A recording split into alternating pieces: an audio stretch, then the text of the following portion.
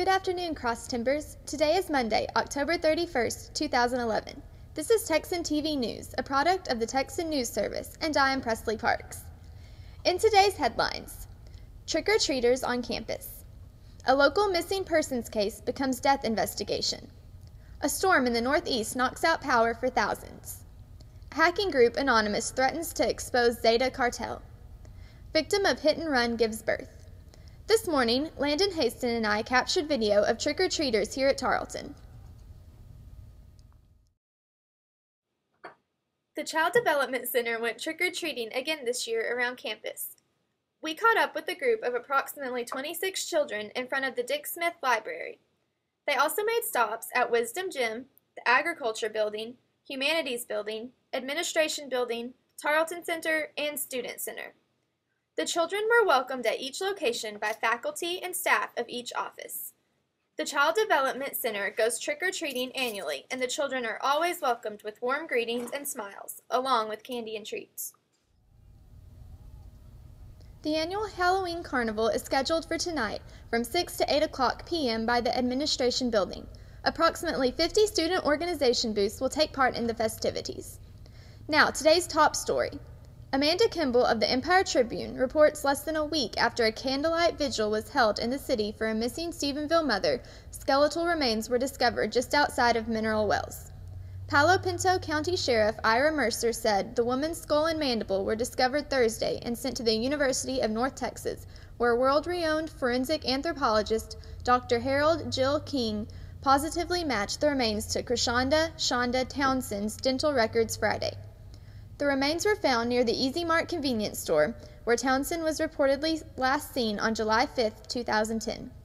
The store is a short distance from the residence Townsend had been visiting, police told the Empire Tribune at the time of her disappearance.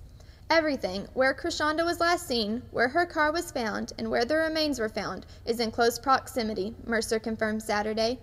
That fact leads law enforcement officials to believe the individual or individuals responsible for the death of the 19-year-old are familiar with the area, Mercer added. They would have to be familiar with the area to know the spot where she was found, he said. Townsend's remains were found about 1 p.m. Thursday in an area off Sand Hill Road just beyond the Mineral Wells city limits by a prospective property owner who was inspecting the tract of land, according to Mercer. The remains were found in a line of trees about 30 yards off the road and in a ravine, he said. We will be speaking with several individuals before this is all over. Mercer said, I am cautiously optimistic that we may get somewhere with this thing. In international news, according to the Associated Press, an internet video is threatening Mexico's Zetas drug cartel with the exposure of its allies in the local police and news media this week, unless the gang frees a kidnapped member of the international hacker movement, known as Anonymous. Tired of criminal group of the Zetas, which is dedicated to kidnapping, stealing, and extortion. Anonymous threatens to fight back with information instead of weapons. It is said it knows of police officers, journalists, taxi drivers, and others working with the Zetas. The video refers to an unidentified person kidnapped in the coastal city of Veracruz and says, "You have made a great mistake by taking one of us. Free him." The hacker group, which has claimed responsibility for attacks on corporate and government websites worldwide, said it will act Friday if the kidnapped activist is not freed or is harmed, according to the message. We cannot defend ourselves with weapons, but we can with our cars, houses, bars. The message adds, apparently alluding to properties owned by cartel supporters. It's not difficult. We know who they are and where they are. The news message, presented by someone wearing a theater mask that is a trademark of Anonymous, was reportedly uploaded to websites earlier this month, but is first reported Friday on the website of the global intelligence think tank Stratfor. Stratfor, in its analysis of the video, said anyone exposed by Anonymous as Zeta's collaborator, accurately or not, would be targeted by rival gangs, and the Zetas could respond by attacking internet activists even if they are not affiliated with Anonymous. In national news, according to the Associated Press, when winter's white mixes with autumn's orange and gold, nature gets ugly. A freak October nor'easter knocked out power to more than 3 million homes and businesses across the Northeast on Sunday, in large part because leaves still on the trees caught more snow, overloading branches that snapped and wreaked havoc. Close to 2 feet of snow fell in some areas over the weekend, and it was particularly wet and heavy, making the storm even more damaging. "You just have absolute tree carnage with this heavy snow, just straining the branches," said National Weather Service spokesman Chris Vaccaro. From Maryland to Maine, officials said it would take days to restore electricity, even though the snow ended Sunday.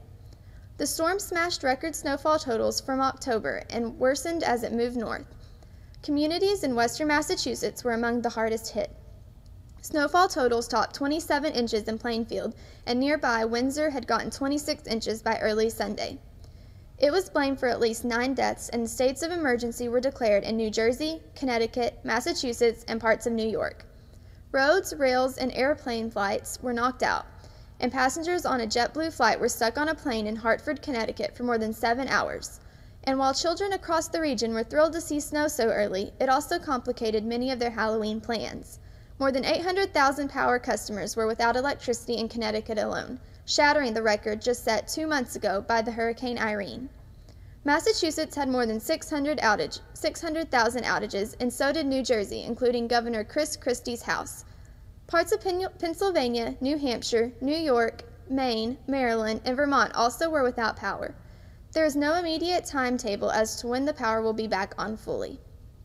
In state news, the Associated Press reports police say a 22-year-old pregnant woman who was struck by a hit-and-run driver while walking home from work gave birth to a girl before she died. San Marcos police say Diane Ford was returning from her job at Long John Silver's late Tuesday night when she was hit. Ford, who is 37 weeks pregnant, was taken to an Austin hospital that night, the San Antonio Express News reported.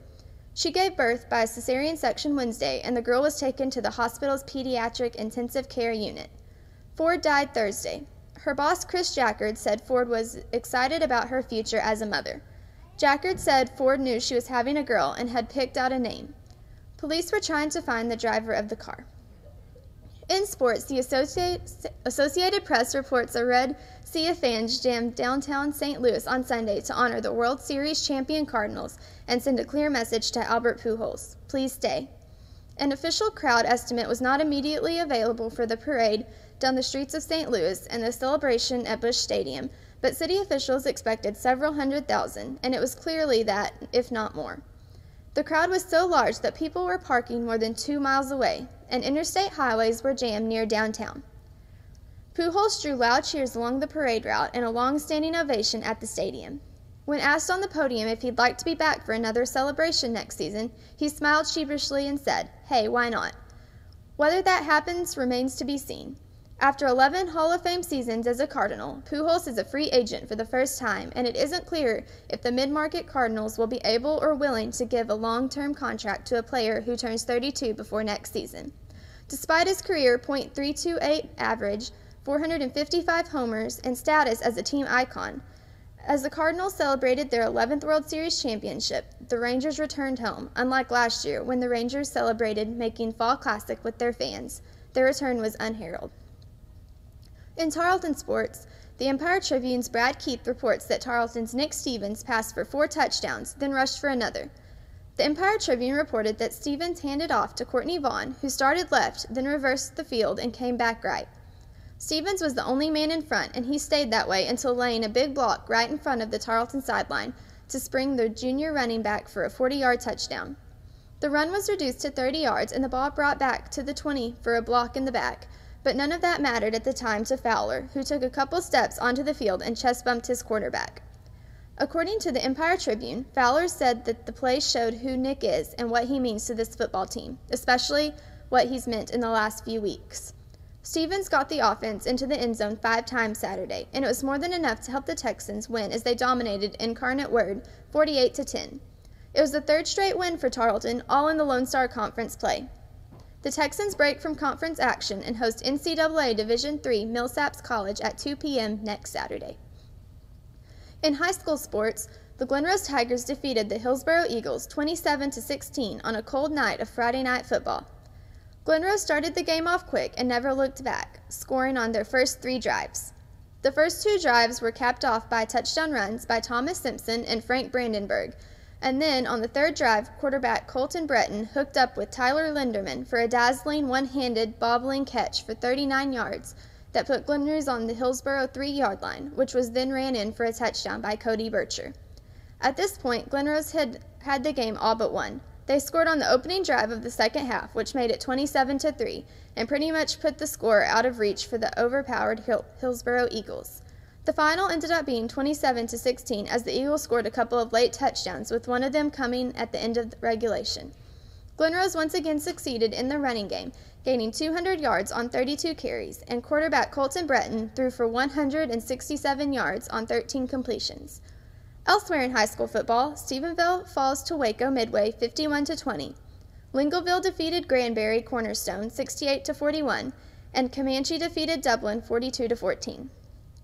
For today's weather, you can expect sunny days with temperature reaching 77 degrees with wind from the south-southeast at 5 to 10 miles per hour. Today's broadcast was produced by Caleb McCaig, Landon Haston, McCoy Renfro, and Texan TV News engineer Matthew Mills. You can follow us on ustream.tv/user/Texan News Service.